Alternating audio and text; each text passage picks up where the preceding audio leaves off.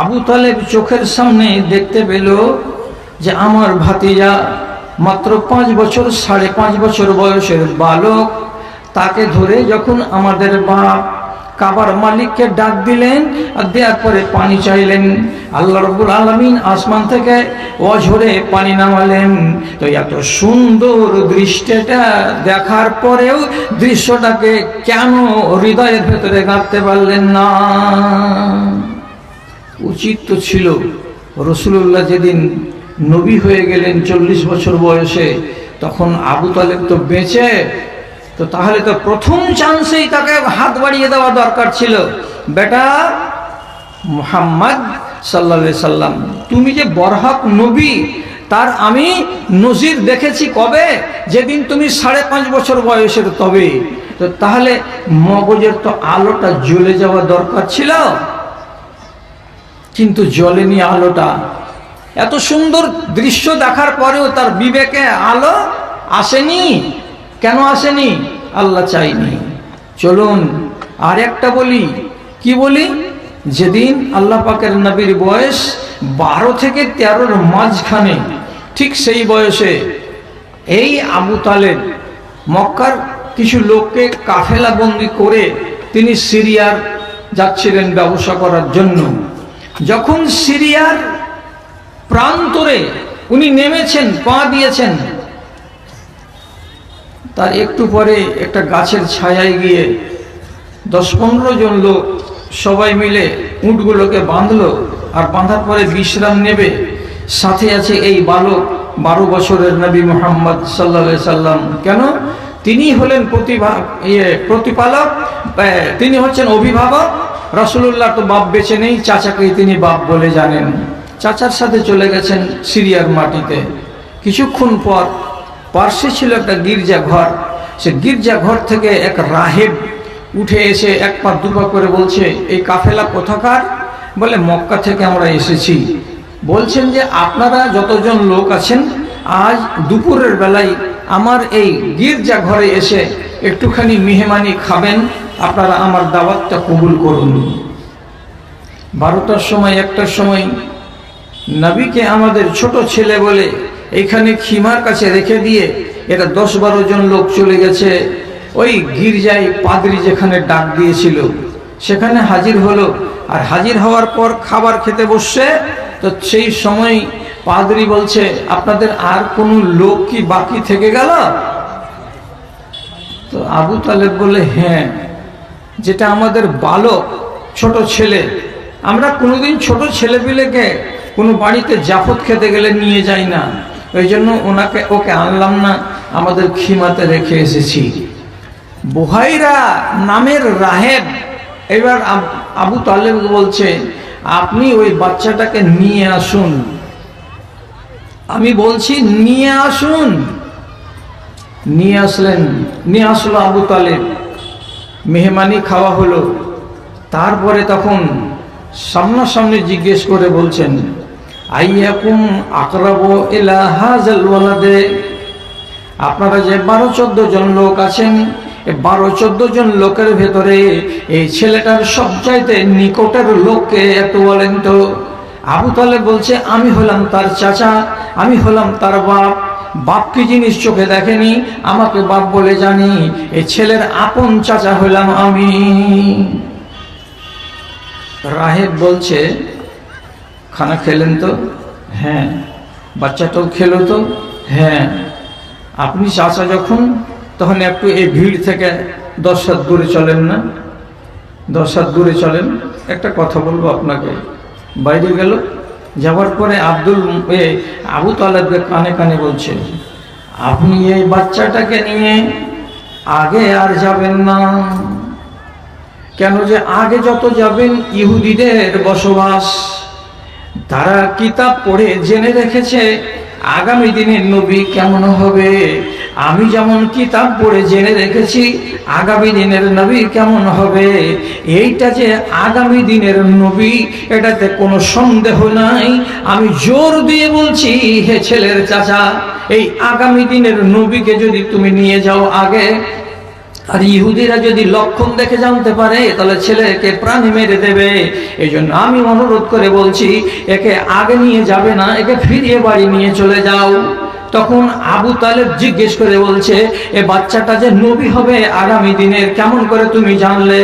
তখন রাহেব স্পষ্ট ভাষায় বলছে, ফালাম্মা নাযালতুম ইফি হাযাল ওয়াদি, যখন তোমরা এই 12-14 জন লোক আমার গির্জার আশেপাশের মাঠে পা রাখলে, তখনই আমি দেখলাম একটাও এই ময়দানের গাছ সোজা হয়ে দাঁড়িয়ে থাকেনি, সমস্ত গাছগুলো সাজদায় পড়ে গেছে।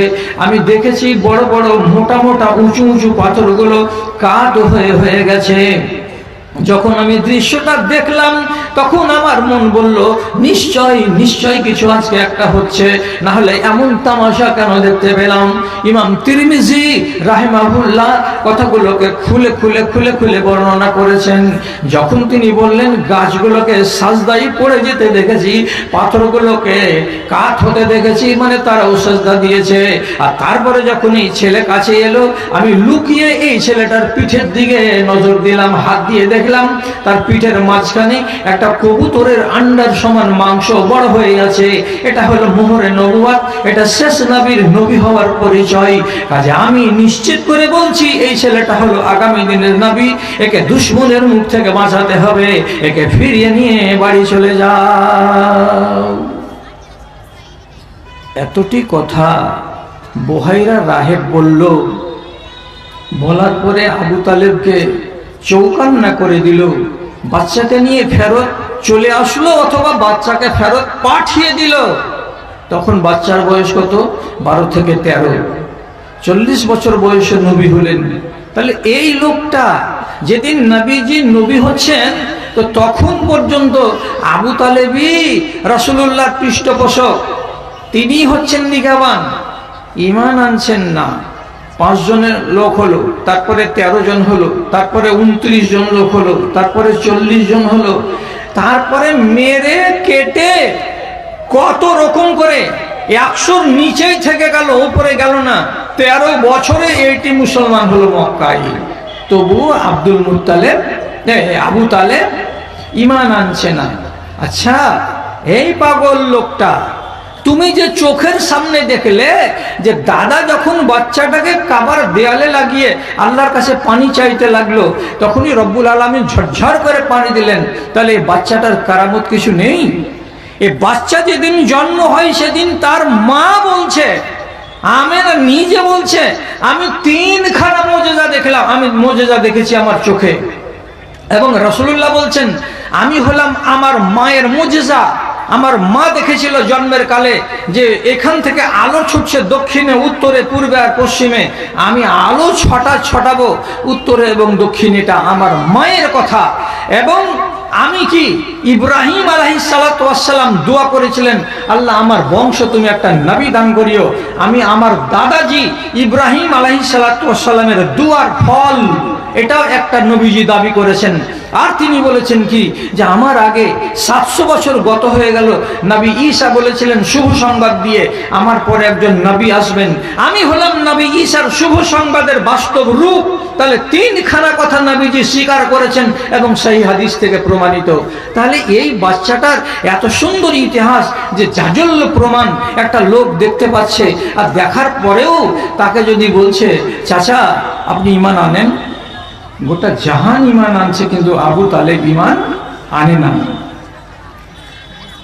ইসলামের 7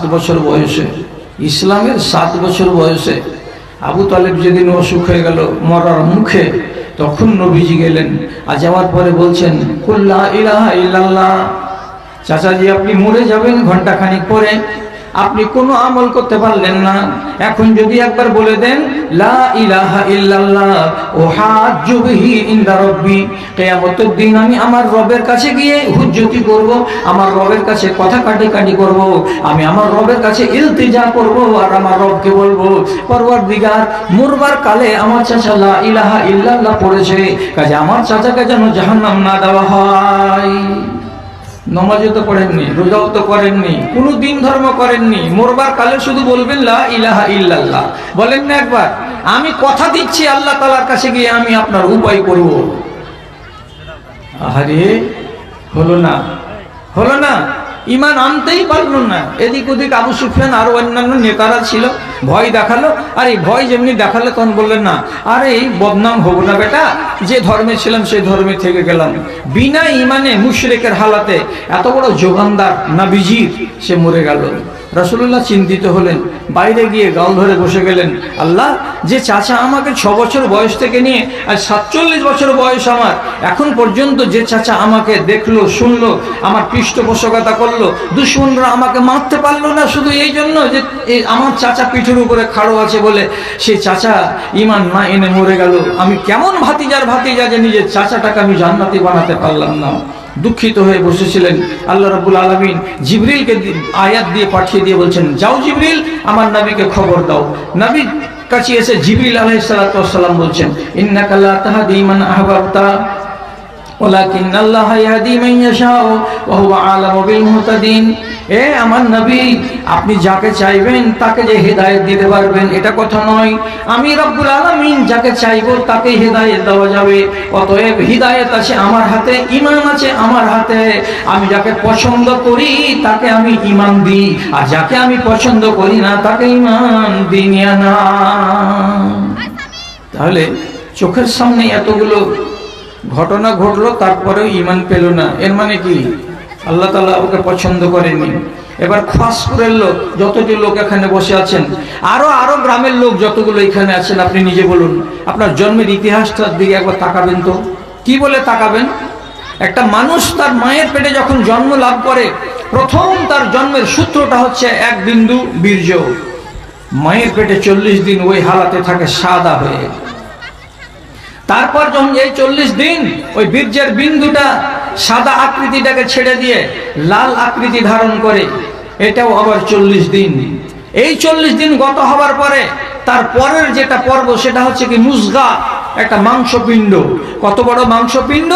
তো ম্যাক্সিমাম 100 থেকে 150 গ্রাম বা 200 গ্রাম এত বড় একটা মাংসপিণ্ড।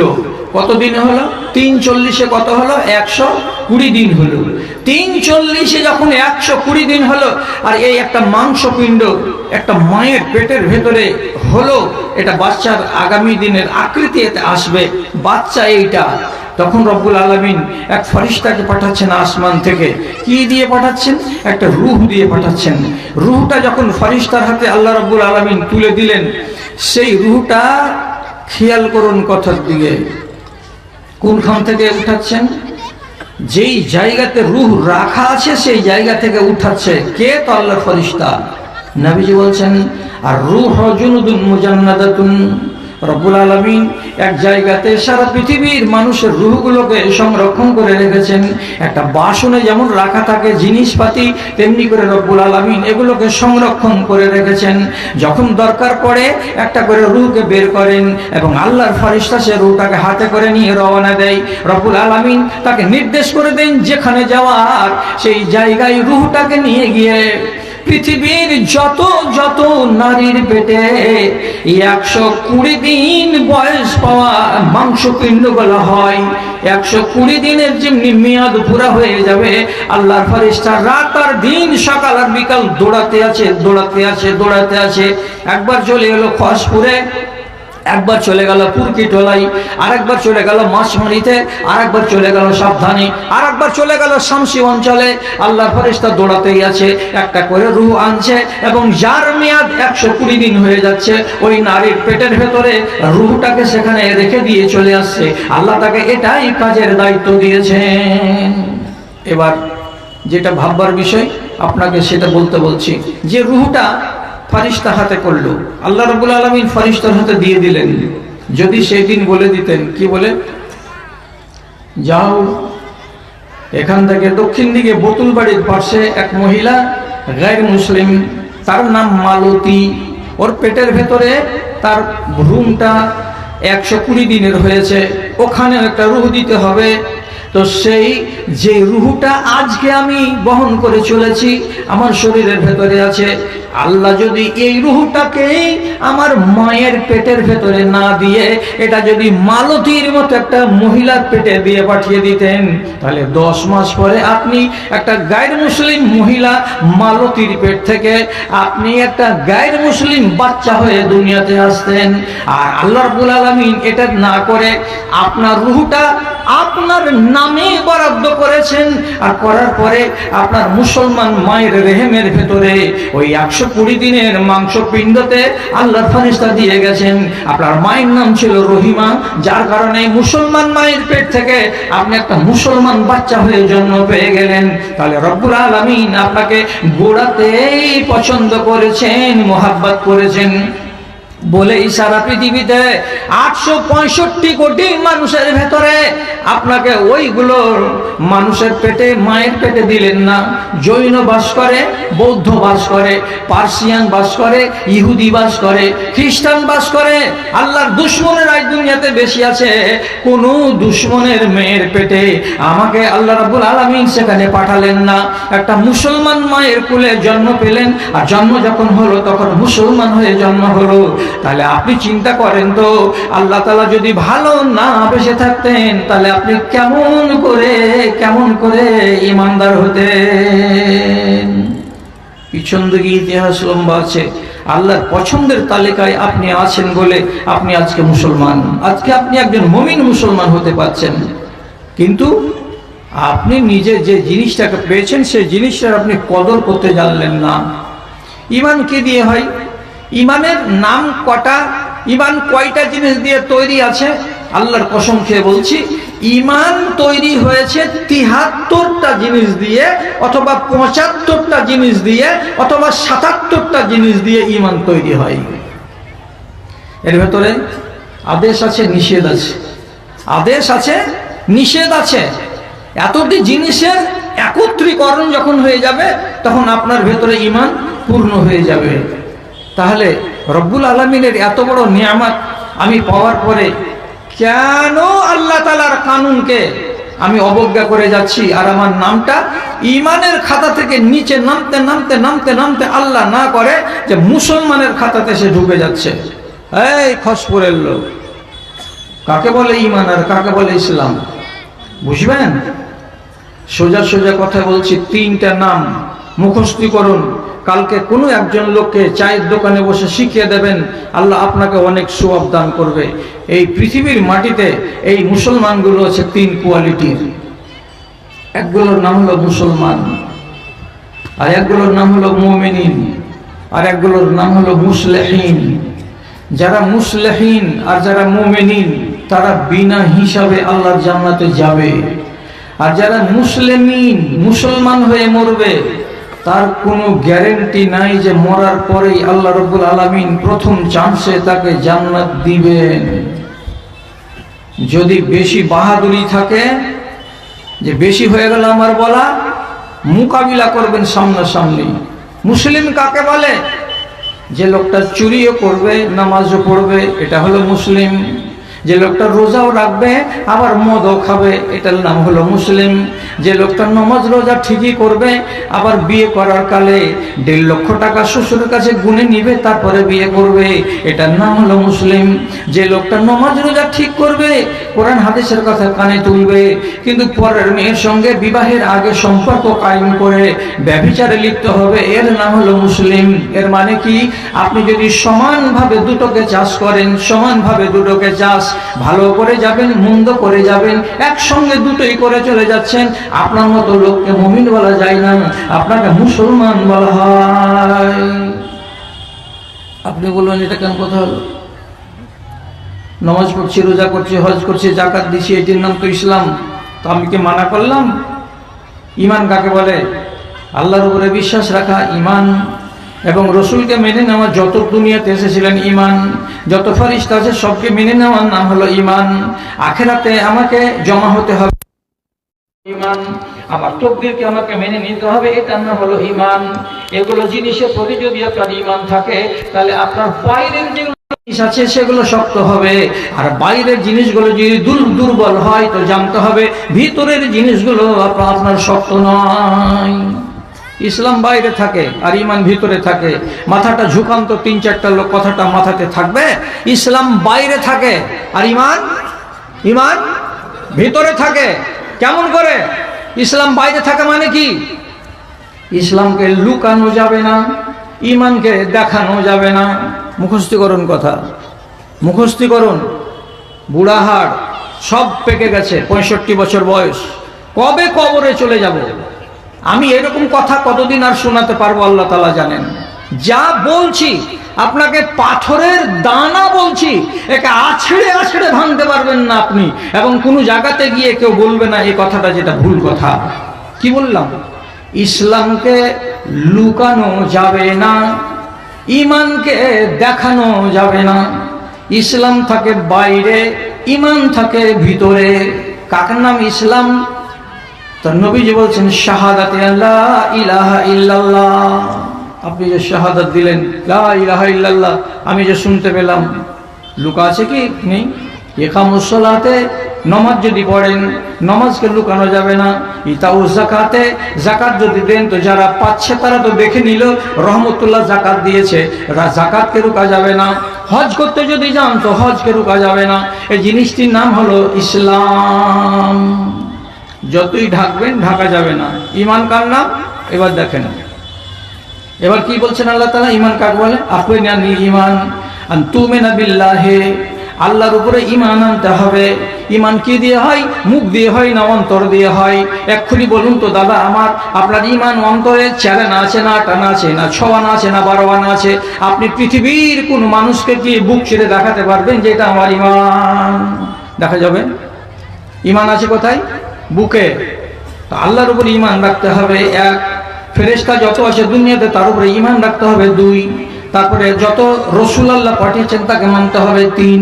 তারপরে আপনার তকদিরকে মানতে হবে, এটা হলো 4। কিয়ামতের দিন আপনাকে হাসরের ময়দানে আবার আসতে হবে, রব্বুল আলামিন দ্বিতীয়বার আপনাকে জন্মদান করবেন, এটা হলো আপনার ইমান। তাহলে এই সবটি জিনিস ভেতরে আছে, বাইরে নাই। কেউ যদি দেখতে চায় আপনার কাছে, সে ফেরেশতাকে মানো, এসে মানি। 8 আনা না 12 আনা আমি কি জানি? এবার আপনি ধরা পড়বেন। কি বলে ধরা পড়বেন? আপনি কি আল্লাহকে মানেন? বুঝে মানি। আল্লাহ কোথায় আছেন? আরশে আছেন, আসমানের উপরে। ঠিক আছে, এটা তো মানা, এটার নাম মানা। এভাবে আল্লাহকে মানবেন আপনি, তাহলে যথেষ্ট হয়ে গেল। আল্লাহর কুদরতকে কই মানলেন আপনি? কেমন কুদরত?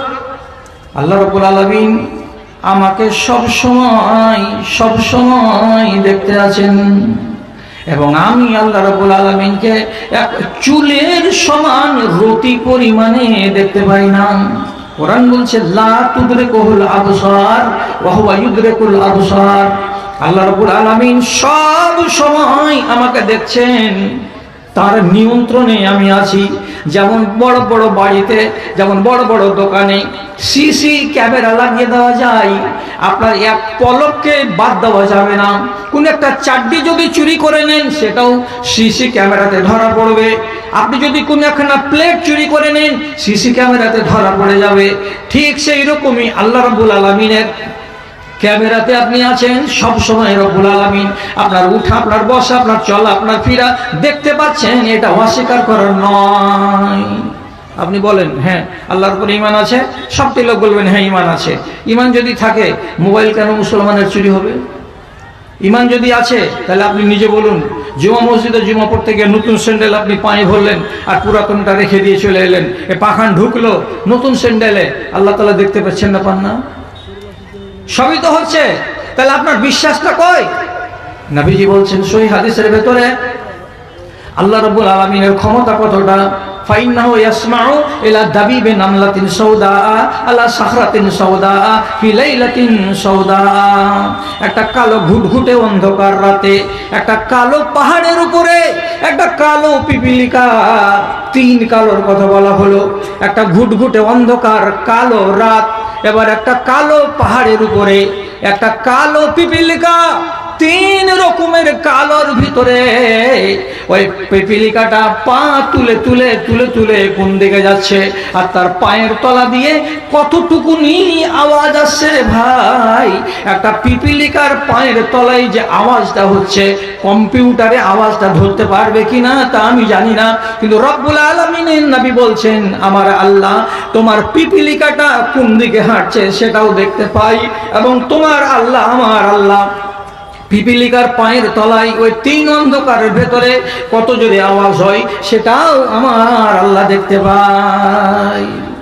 যে আল্লাহর এত ক্ষমতা, যে রব্বুল আলামিন এতটা কুদরত নিজের কাছে রেখেছেন, সেই আল্লাহর প্রতি যদি আপনার আর আমার বিশ্বাস থাকতো, তাহলে আপনি কি করে বলেন, আপনি কি করে একটা মদের বোতল নিলেন আর ঠিপি খুলে আর একটাতে গ্লাসে ঢেলে আপনি চোঁ চোঁ করে টেনে নিলেন? আপনি জপতেন না নিজের সিটে বসে বসে? বোতলের ঠিপি খুলে আল্লাহ দেখেছিলেন না দেখেননি? হ্যাঁ দেখেছেন। আপনি যে গ্লাসে মুখ লাগালেন তাহলে দেখলেন না দেখেননি? বলছে হ্যাঁ দেখলেন। তো তাহলে মালিকের সামনে এত বড় ধৃষ্টতা আপনি দেখাবেন, তারপরে আপনি বলবেন আমি ইমানদার? কসম আল্লাহর, এটা ইমানদারের পরিচয় নয়। এটা কার পরিচয়? এটা মুসলমানের পরিচয়। নমাজেও যাবে, মদও খাবে। এই লোকটা যদি মরে, এই লোকটা মরার পরে কি বলেছি কথা মনে থাকবে তো? 99% চান্স আছে, কি বলে, প্রথম চান্সে জান্নাতের মুখ দেখতে পাবে না। আর যারা মুমিনিন তারা এক চান্সে জান্নাতে যাবে, যারা মুসলিহিন তারা এক চান্সে জান্নাতে যাবে। মুমিনিন কারাকে বলা হয়? যারা যতটুকু পারবে আল্লাহর আদেশকে মেনে চলবে, যতটুকু পারবে আল্লাহর আদেশকে মানবে, আর আল্লাহর নিষেধকে ধারে কাছে আনবে না। নমাজ বেশি পড়তে পারি না জিমুল সাহেব? কতটি পড়ছো? কতটি পড়ছো? এই ফরজ খান পড়ি কোনো রকম করে। আমি বলছি জোর করে, কথা বেশি বাজাবেন না, টেढ़ा বেঁকা করবেন না। কি কথা? আপনি যদি দিনে রাতে 17 রাকাত ফরজ নামাজকে আদায় করেন তাহলে আপনি একজন মুমিন। আপনি যদি এই নামাজগুলোকে ছেড়ে দেন, মুমিন থেকে নাম কেটে যাবে। তারপরে যে 12 রাকাত সুন্নাতে মুআক্কাদা আছে, এটা যদি পড়েন তো আপনার দরজা উঁচা হবে, আপনার নেকির পাহাড় জমে যাবে। কোনো মানুষ যদি রাগ করে বলে আমি সুন্নাত পড়তে পারবো না, আমার দ্বারাই হবে না, তো কেউ যদি না বা পড়ে সুন্নাতকে যদি ছেড়ে দেয়, আল্লাহ রাব্বুল আলামিন তাকে আযাব দেবেন না, সে গুনাহগার হবে না। কাল থেকে আবার ছেড়ে দিয়েন না যে মৌলবী তো বলেছে। এটা খবরদার করবেন না তর্জমা। আমি কথাটা বুঝাবার জন্য বলছি। একটা লোক ইমানদার কেমন, যে ফরজটা আদায় করে, নফল করে না। রোজা কতটি? 30টা, এটি করব, এরপরে বাইরে করতে পারবো না। জাকাত কতটি? 20 কুইন্টাল, 1 কুইন্টাল, এটা দিব অবশ্য, বাকি দিতে পারবো না। বেশিতে পারবে না, শুধু কাঁটা কাঁটা করে ফরজটিকে আদায় করবে, কিন্তু পাপে যায় না। চুরি নেই, ডাকাতি নেই, রাহাজানি নেই, লম্পটি নেই, মাগিবাজি নেই, মদখড়ি নেই, সুদখড়ি নেই, কিছু নেই, কিছু নেই, কিছু নেই, এগুলো থেকে দূরে আছে। তাহলে এই লোকটা হলো মুমিন। মরার পর এই লোকটা আল্লাহ রাব্বুল আলামিনের জান্নাতে যাবে এক চান্সে। মুসলিহ কাকে বলে? যে বেশি বেশি কাজ করে। কি বেশি বেশি? আঙুলে গুনেন। 12 রাকাত সুন্নাতে মুআক্কাদা পড়ে জি ভরল না, 17 রাকাত ফরজ নামাজ পড়ে মন ভরল না।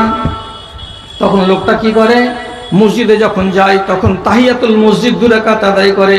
যদি নামাজের টাইম না হয়, বাড়িতে যদি ওযু বানাই, তো ওযু বানাবার পরে 2 রাকাত নামাজ আদায় করে। এটা কিসের নামাজ? বলছে তাহিয়াতুল ওযু, এটা ওযুর জন্য নামাজ। তাহলে নফল নামাজ পড়তে আছে। আর কি নামাজ? রাতের বেলায় তাহাজ্জুদের নামাজ পড়ে। কটায়? রাত্রি 12টা, 1টা, 3টা, 2:30, ফজরের আগে আগে তাহাজ্জুদের নামাজ আদায় করে। তাও মন ভরল না। তখন লোকটা কি করে? যখন 8টা বেলা বেজে যায়, যখন নাস্তা করার টাইম হয়, তখন সে কি করে? সালাতুজ জোহা, চাষতের নামাজ পড়ে। তারপরে যখন বেলা 11টা বেজে যায়, তখন আবার 2 রাকাত নামাজ পড়ে, আওয়াবিনের নামাজ। এইরকম করে যখন ফরজ নামাজ পড়ার জন্য মসজিদে যাই, যখন ঘড়ি দেখে যে টাইম আছে, এখনো টাইম চলে যায়নি, তখন সুন্নাতে মুআক্কাদা পড়ার পরে নিজে নিজে বলে বসে থেকে লাভ কি, 2 রাকাত পড়ে নি, 2 রাকাত পড়ে নি। জুমা মসজিদে গেল, যাওয়ার পরে নফল যেটা ছিল কাঁধের উপরে সেটা পড়লো। পড়ার পরে বসে না থেকে 2 রাকাত, 2 রাকাত, 2 রাকাত, 2 রাকাত করে নামাজ পড়েই যাচ্ছে। এই লোকগুলো হলো কি, যারা অনিবার্য নমাজটাকে পড়ে নেওয়ার পর যেগুলো নফল নামাজ বেশি বেশি করে আদায় করে, এই লোকটার নাম হলো মুসলেহ। যে লোকটা রমজানের রোজা রাখে, রাখার পরে তার মন ভরে না, তখন কি করে, সওয়ালের 6টা রোজা রাখে, এটা হলো সুন্নাত। প্রত্যেক দিন বৃহস্পতিবার আর প্রত্যেক সপ্তাহে সোমবার 2টা করে নবীজি রোজা রাখতেন, এটাও রোজা যারা রাখে। তারপরে নবীজি বলছেন প্রত্যেক চাঁদে 13, 14, 15 এই 3টা দিন রোজা রাখা, 20-এর রোজা, এটাও আপনি রাখতে পারলেন। তারপরে আপনার মন ভরল না, তখন আশুরার আপনি 2টা রোজা রাখলেন। তারপরে মন ভরল না, তখন আরাফার রোজা 1টা রাখলেন। এই রকম করে করে যারা বেশি বেশি করে রোজা রাখে, ফরজ রোজার সাথে সাথে, রব্বুল আলামিনের নবী বলছেন এই লোকটাকে বলা হয় মুসলেহ। এই লোকটার নাম হলো মুসলেহিন। এই কোয়ালিটির ইমানদার। আর ইমানদারের ভেতরে মুমিন যারা, তারা এই 2 কোয়ালিটির লোক, আল্লাহর জান্নাতে যাবে বিনা হিসাবে। আর যারা মুসলমান, তারা জান্নাতে আল্লাহর যাবে, কিন্তু ফাঁড়া আছে। কেমন ফাঁড়া আছে? কেমন ফাঁড়া আছে? এইরকম ফাঁড়া আছে যে কি, আল্লাহ না করে যখন দাড়ি পাল্লা খাড়ো হলো, তখন আধ কেজি নেকি আপনার শর্ট পড়ে গেল। কি হলো? পাপের পাল্লা ভারী হলো, নেকির পাল্লা হালকা হয়ে গেল। আপনার মতো একজন মুসলমানকে কম করেও যদি হয়, তো 1 ঘন্টার জন্য আল্লাহর জাহান্নামে যেতে হবে।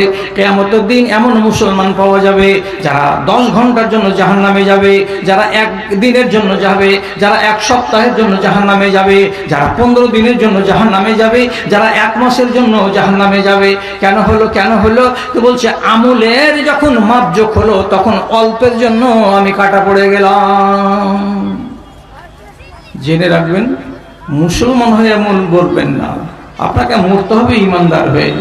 এখন যদি জিজ্ঞেস করি, আল্লাহ তাআলা এত বড় নিয়ামত আপনাকে দান করেছেন, সে নিয়ামতের বেকদরি করছেন না সম্মানী করছেন? ভালো করে মনে রাখবেন, যাকে যত আল্লাহ ভালোবাসবেন, তার কাছে তত বেশি দিনদারি থাকবে, তার ইমানের পারদ উপর দিকে উঠতে থাকবে। আপনি নিজে এই কাঁটাতে নিজেকে মেপে নেবেন, আপনার ভেতরে যত রকমের পাপ আছে, জানবেন আল্লাহ আমাকে অত পছন্দ করে না যত মকবুল হাজিকে পছন্দ করে, যত ইস্তাবালিকে পছন্দ করে। কেন এটা কথা আপনি বলবেন? এই জন্য বলবেন, আমি মদ কেন খাই, আমি সুদ কেন খাই? আল্লাহ যদি আমাকে কঠিন মাত্রায় ভালোবাসলেন, তাহলে এ হারাম জিনিস আমার মুখে কেন যায়? তার জন্য বলে দিচ্ছি দাদা আমার, ইমানের দিক দিয়ে যার ইমান যত দুর্বল হবে, জানতে হবে আল্লাহ তাকে এত কম ভালোবাসেন। কিন্তু মুসলমান আপনি, যেহেতু আল্লাহর ভালোবাসা সম্পূর্ণ, আল্লাহর ভালোবাসা কেটে যায় না, থেকে যায় থেকে যায় থেকে যায়। যার যত বদ চলন থাকবে, তার আল্লাহ রাব্বুল আলামিনের সাথে ভালোবাসা তত কম থাকবে। আর যার ভেতরে হারামি কাজ থাকবে না, তার ভালোবাসা আল্লাহর সাথে নিবিড় থাকবে। আর যারা মদখোর, সুদখোর, অন্যান্য পাপে জড়িয়ে, তারা যদি আল্লাহর কাছে দোয়া করে, 1 মাস লেগে যেতে পারে কবুল হতে, 2 মাস লেগে যেতে পারে কবুল হতে, আবার 2 মাস পরে কবুল নাও বা হতে পারে। কিন্তু যারা মুমিনিন দোয়া করবে, তারা যদি রাতের বেলায় আল্লাহ তাআলার কাছে উঠে কাঁদে আর দোয়া করে, আল্লাহ তাআলা বলছেন তোমার সাথে তো আমার হটলাইনে কথা হয় গো, তুমি তো আমার খাস বান্দা, তুমি কেন 8 দিন 10 দিন 15 দিন ধরে দোয়া করবে? হটলাইনে দোয়া করার লোকেদের দোয়া হচ্ছে আলাদা। আপনি হটলাইন আল্লাহর সাথে কানেকশন করুন। আপনাকে আল্লাহ পছন্দ করেছেন বলে ঈমান দিয়েছেন, যাকে আল্লাহ পছন্দ করেননি তাকে ঈমান দেননি। আপনি প্রমাণ নেবেন? প্রমাণ সবচাইতে বড় কথা বলছি, এই বক্তাকে ডাকেন, বক্তা ডাকেন, আমি 1 ঘন্টা থাকবো। মানুষ তাকিয়ে আছে যে নতুন বক্তাকে আমরা দেখবো। আমি বলেছি পাবলিককে আমি 1 ঘন্টার বেশি থাকবো না। আমার ক্ষমতা আছে থাকার, আমি 1.5 ঘন্টা 2 ঘন্টা থাকবো, কিন্তু আমি থাকবো না। তাড়াতাড়ি করে ডাকতে যান, ওকে সাজতে কুজতে, পিসাব করতে, চিরুনি করতে, আলতা ফিতাত করতে যতক্ষণ দেরি লাগে, আমি অতক্ষণ এখানে আছি। হ্যাঁ, তো ভাই আমার কি বলছিলাম, ফেরাউন একা হাজারও নয়, হাজার হাজার বেটা বাচ্চাকে কচুকাটা করেছিল। কেন? আর গণকদার বলেছিল এই বছর যে বেটা ছেলে একটা জন্মিবে তোমার দেশে, তোমার রাষ্ট্রকে কেড়ে নেবে। তখন ফেরাউনের অর্ডার কি হলো, না রহে বাঁশ না বাজে বাঁশরি, যত বেটা ছেলে হবে সব যোগানদারি করো, বাড়ি বাড়ি দেখো, বাড়ি বাড়ি দেখো, বেটা ছেলে হলেই বাস কচু কাটা করো, বেটি ছেলে কোনো কথা নাই। হাজার হাজার বাচ্চাকে কচু কাটা করলো। কেন? এই বাচ্চা কোনো একজন আমার রাষ্ট্রকে কেড়ে নেবে। আরে বেকুফ, তুই তো জানিস যে এই কথাটা আমার গণকদার বলেছে, আর এর জন্য তুই হাজার হাজার বাচ্চাকে জবে করলি।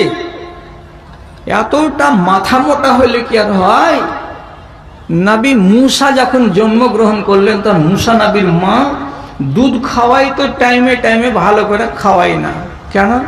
আরে বেটা, তোকে দুধ খাইয়ে মায়া মোহাব্বত বাড়িয়ে কি করব?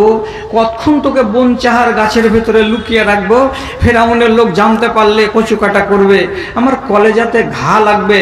তুই আমার কলেজার টুকরা, দুধ খাওয়াতে জি করছে, খাওয়াচ্ছি তো মনটা বলছে কয়দিন বাঁচবি? দ্বিধা। আল্লাহ রাব্বুল আলামিন কোরআন মাজিদে বলছেন, ও আওহাইনা ইলা উম্মে মুসা আনিরজাইহি, আমি মুসা নবীর মাকে ওহী করে বললাম, ইলহাম করে বললাম কি, এ মুসা নবীর মা, তুই বাচ্চাটাকে দুধ খাওয়া, বাচ্চাকে দুধ পান করাতে দ্বিধা করিস না। এক, তারপরে বলছে ফাইন খিফতে আলাইহে, তোমাকে যদি ভয় লাগে যে আমার বাচ্চাটাকে মেরে দেবে কে, তো ফেরাউন, তাহলে আমার কথা শুন, আলকাহি ফিল ইয়াম্মি, বেটাটাকে তুই বাক্সতে করে নীল নদীতে ফেলে দে।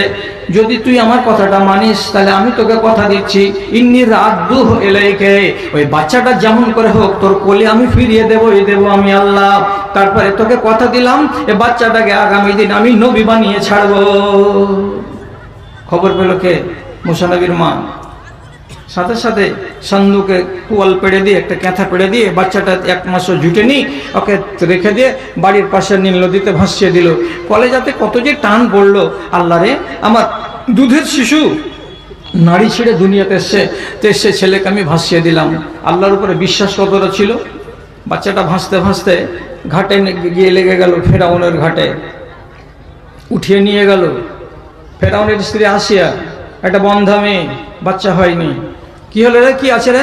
বলছে মা, নদীতে একটা বাক্স পাওয়া গেল, বাক্সতে একটা বাচ্চা আছে। কি বলিস? বাচ্চাটা বেটা না বেটি? বলছি বেটা বাচ্চা। নিয়ে এদিকে নিয়ে আয়। একদম সুন্দর একটা ছেলে, বেটা বাচ্চা, ফুটফুটে চেহারা। আসিয়া বাচ্চাটাকে দেখে বলছে, আমি এই ছেলেকে বেটা করে নেব। খবর গেল গলিতে, কিসের গোলমাল দেয়? বলছে একটা ছেলে পড়ে পাওয়া গেছে। কোথায়? নীল নদীতে বাক্সতে পাওয়া গেল। কে ভাসিয়ে দিয়েছে? বেটা ছেলে না বেটি ছেলে? যে বেটা ছেলে। আওয়াজ হলো, লিয়াই বাচ্চাকে গলতে, কচু কাটা কর। আসিয়া কচুকে ডেকে লিয়াই। ফেরাউনকে আংনাতে এলো, কি হয়েছে? কোলে করে নিয়ে আছে। দেব ফেরাউনের স্ত্রী আসিয়া বলছে, কুররাতু আইনুন লি ওয়া লাকা লা তাকতুলুহু, এটা তোমার চোখ জুড়াবে, এটা আমারও চোখ জুড়াবে, বাচ্চাটাকে কতল করিও না। ফেরাউন বলছে, ওগুলা কথা বাদ দে, চোখ জুড়া দূরে, রাষ্ট্র আগে। বলছে তুমি মাথা মোটা আছো একবারে। এটা ছেলে, তোমার রাষ্ট্র যেগুলো কাঢ়বে ওগুলো মিশরের বাচ্চা, আর এটা কি মিশরের বাচ্চা নাকি? কোন গরিব দুঃখীর বেটা পুষতে পারবে না, পালতে পারবে না, তার জন্য নদীতে ভাসিয়ে দিয়েছে। আর গতকাল কোন পরশু থেকে 3 দিন আগে থেকে ভাসতে নদীতে এসে আমার ঘাটে লেগেছে। এটা মিশরের বাচ্চা নয়, এটা বাহিরকার বাচ্চা। এই বাচ্চা তোমার রাষ্ট্র কাঢ়বে না, তুমি আর বাচ্চাটাকে কতল করিও না। ঢোঁড়া তখন কইছে, ঠিকই রে, হইতে পারে রে, এটা বাহিরকারই ছেলে আছে, তো থুবি নাকি? হ্যাঁ থুবো। রেখে দিল। রেখে যখন দিল, এইবার বাচ্চা দুধ খাবে কার? তো যত সুন্দরী বেটি ছেলে ফেরাউনের দরবারে কাজ করে, ও বলে আমাকে দাও, আমি দুধ খাওয়াচ্ছি। ওর দুধ খায় না, এর দুধ খায় না। কোন মেয়ে ছেলের স্তনে মুখ লাগাই না নবী মুসা, অথচ পেটে জ্বালা আছে। আল্লাহ কোরআনে বলছেন, হাররামনা আলাইহিল মারাজিআ, আমি ফেরাউনের দরবারে যত ফেরাউনকে আল্লাহ বলা বেটি ছেলে ছিল, এগুলো হলো মুশরিক। এমন বেটি ছেলের দুধ আমি একটা আগামী দিনের নবীর মুখে ঢুকাবো না। তার জন্য প্রত্যেকটা মেয়ে ছেলের দুধকে আমি মুসা নবীর উপরে হারাম করে দিয়েছিলাম। এই মুসা নবী ওদের দুধ পান করবি না। এটা এত বড় বেটি ক্যান কিনা আছে, মুসা নবীর বোন, ধরা দেয় না। হঠাৎ করে যে রানীকে কয়েছে, রানীমা এখানে বৈরের গাছতলে একটা ঝুপড়ি বাড়িতে, ওইখানে একটা মেয়ে লোক আছে, ওর ছেলে হয়েছিল, ছেলেটা যে কি হয়েছে জানি না, ওই মেয়ে লোকটাকে ডেকানো, ওর দুধ যদি খাই। এসেছে রে, হ্যাঁ জলদি ডেকে আনো। অর্ডার হয়ে গেল, ওকে নিয়ে আসলো। এইবার দুধ খাওয়ার জন্য বলেছে। মুসা নবীর মা সবই জানছে, তারপরে এমনি করে ভান করে কইছে, দেখেন তো এত চিকন চিকন বেটি ছেলে দুধ খেলে না, আর আমার গে এই এতিড়ি ভেঁচড়ি কাপড়, আর আমরা কেলা কুচ্চা মানুষ, আর আমার গে মতন এই মানুষের কখনো ছেলে দুধ খাই। আরে বাবা তুমি চেষ্টা করো না, খাবে কি খাবে না পরের ব্যাপার।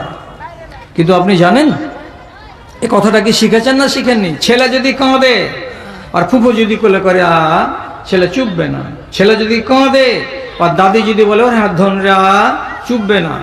আর 10টা মেয়ে ছেলে যদি কোলে করে কাউরি কোলে চুপবে না। আর ওইখানেই ওর মা যদি খেটি একটা পাতলা বেটি ছেলে এসে হঠাৎ করে কোলে নিয়ে নেয়, খালি ঘাড় পর্যন্ত যাবে না, তার আগে ও থেমে গেছে কান্না। কেন? আল্লাহকে একটা কুদরতি শক্তি দিয়েছে, যেটা আমার মা। জানোয়ারের এই ক্ষমতাটা আছে। এই জন্য কোন মহিষের বাচ্চা যদি মরে যায় তো খেয়াল করেন কথা, বাচ্চাটাকে যখন ওর থানে লাগাবে দুধ দোহার আগে, তখন যে কোনো গাই নিজের বাচ্চার পাছাতে মুখ লাগিয়ে চেটে চেটে দেখবে, শুনে শুনে দেখবে এটা আমার ছেলে না পরের ছেলে। যখন প্রমাণ হবে যেটা আমারই বাচ্চা, দুধ নামাবে। আর যদি ওর বাচ্চা না হয় দুধ নামাবে না। ওই জন্য যাদবেরা করে কি, কোনো মহিষের যদি বাচ্চা মরে যায় বাচ্চাকে গাড়বে না, বাচ্চাটাকে গাড়বে না, ওকে মেডিসিন দিয়ে বাচ্চাকে বাচ্চা করে রেখে দিবে।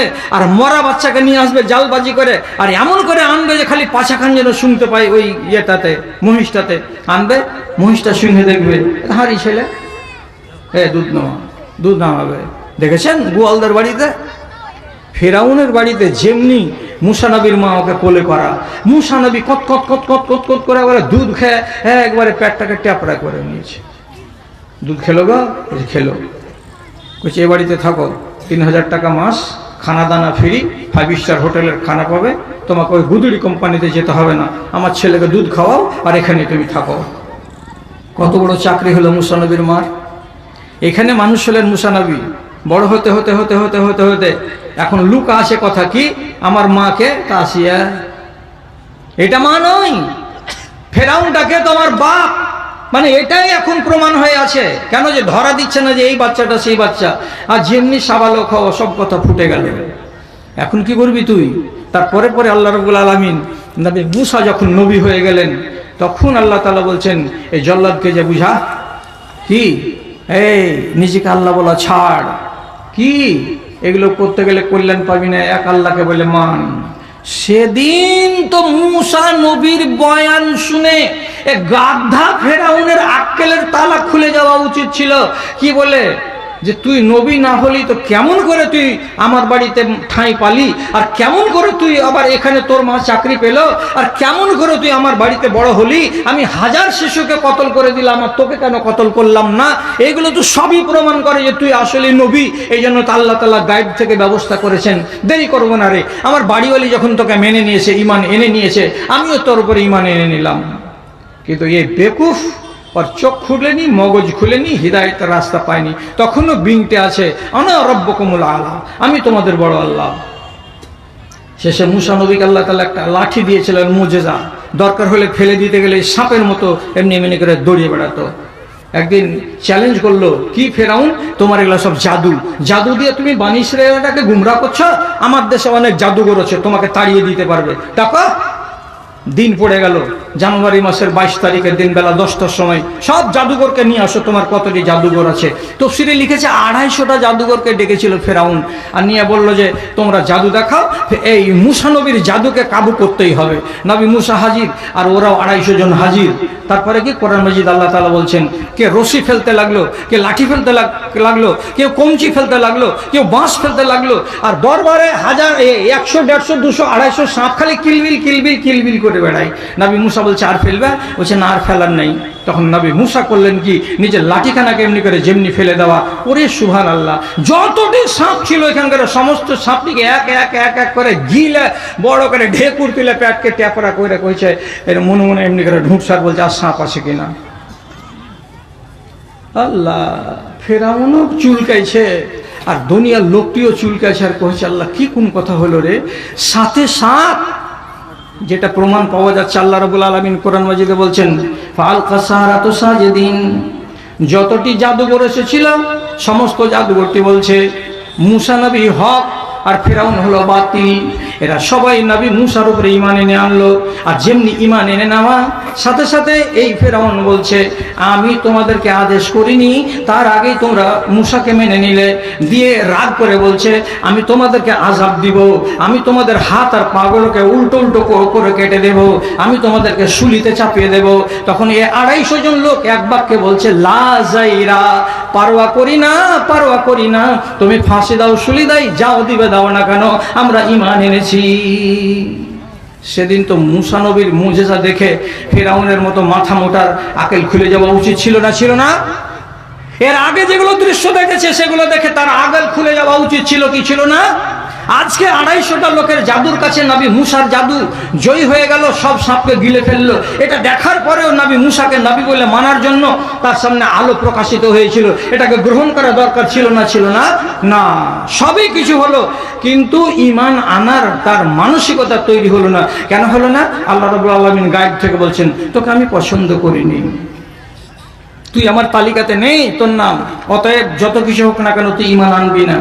শেষে মিন্নিল নদীতে ডুবতে গিয়ে তখন বলছে, বেবানি ইসরাইল। কি একজন ব্যক্তি টাকা 10,000 টাকা যখন জীবিত ছিল তখন একজনকে জমা দিয়েছিল। আচ্ছা, উনি মারা গেছেন, ও অবশ্য দেওয়ার জন্য দান করেছেন, ওটা টাকাটা রেখেছিল, মারা গেছেন একটু।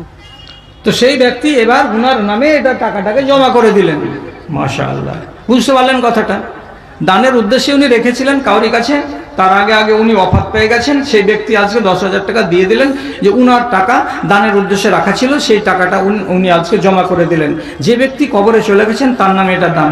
আল্লাহুম্মা সাল্লি আলাইহি, আল্লাহুম্মা বারিক আলাইহি, আল্লাহুম্মা ইগফির লাহু ওয়ারহামহু ওয়াফু আনহু ওয়াকরিম নুজুলাহু, আল্লাহুম্মা ইদহু বিল ইলমি ওয়াল হিলমি ওয়াযায়্যিনহু বিল ঈমানি ওয়াত তাকওয়া ওয়া লা তুআরিযু বিল ফিতানি ইয়া রাব্বাল আলামিন, আমিন বিরহমাতিকা ইয়া আরহামার রাহিমিন। বয়ান শেষ করে দিয়েছি। আচ্ছা, তো এখন 11:25 হতে চললো, আর আমাদের আজকের শেষ বক্তা। আসসালামু আলাইকুম। আমাদের মাদ্রাসার হোটেল বন্ধ হতে চলেছে, কারো যদি খাওয়ার প্রয়োজন থাকে তাড়াতাড়ি খাওয়া সেরে নিতে পারে। আসসালাম আলাইকুম। নেতাদেরকে না আনলে দান পাওয়া যায় না, আর নেতারা যখন স্টেজে আসছে তখন ওর মনে হয় না যে আমি নেতা না, আমি মাওলানা।